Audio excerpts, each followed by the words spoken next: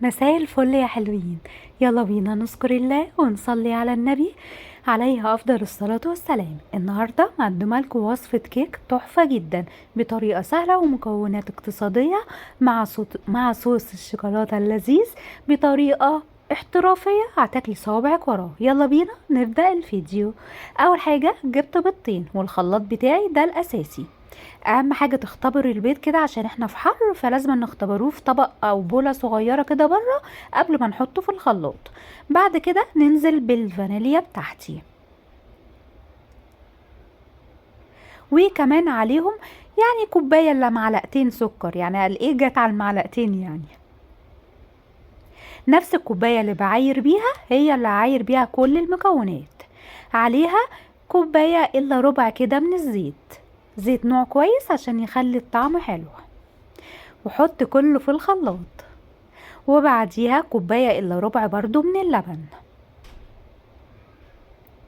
واضرب كل المكونات مع بعضها في الخلاط لحد ما تندمج.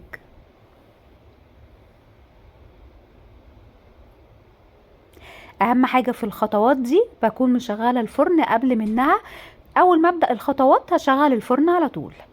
جبت كوبايتين من دقيق للحلويات، وعليها باكو من الكيك شيف او البيكنج باودر، وبعد كده ببدأ انخله ورشة من الملح، وعليها معلقتين كبار من الكاكاو الخام. اهم حاجة يكون نوع كويس عشان يحلي طعم الكيكاية. نبدأ نقلب كده المكونات كلها مع بعضها وانزل بالخليط السائل. مش عايزة تعمليها بشوكولاتة هتستغني عن معلقتين الكاكاو خالص. ابدأ اقلب المكونات كلها مع بعضها، لقيت الخليط تقيل شوية، ابتديت ازود معلقتين 3 كده من اللبن، واقلب قلب قلب كله مع بعضه. وبعد كده اكون مجهزة الصينية بتاعتي. انا عايزة الخليط بالسمك ده، هو اصلا يعني يتاكل لوحده كده. اجيب الصينية بتاعتي او الطاجن اي حاجة يعني او القالب، وابتدي دهنيها كده دهنة بسيطة من الزيت او السمنة، ورشة بسيطة كده من الكاكاو الخام لو انت هتعمليها بالشوكولاتة.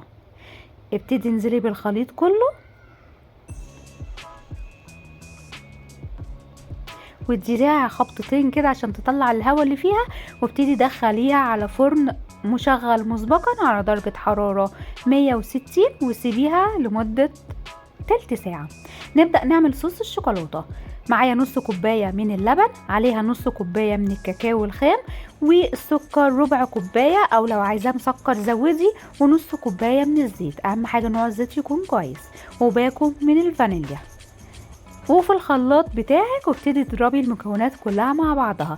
الصوص الشوكولاتة ده لكل انواع الحلويات، طعمه تحفة وريحته تجنن. شايفين قوامه؟ كل ما يقعد كمان في التلاجة هتلاقي القوام بتاعه تقل. ده اسهل صوص شوكولاتة ممكن تعمليه.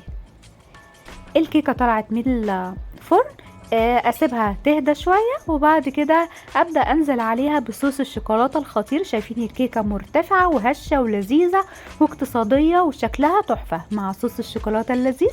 هتاكلوا صوابعكم وراه. زينيها بأي شكل او اي نوع من الحلويات، او سيبيها سادة فقط بصوص الشوكولاتة مع كوباية شاي او كوباية نسكافيه، وبألف هنا وشفا على قلبك. ما تنسيش اللايك والاشتراك.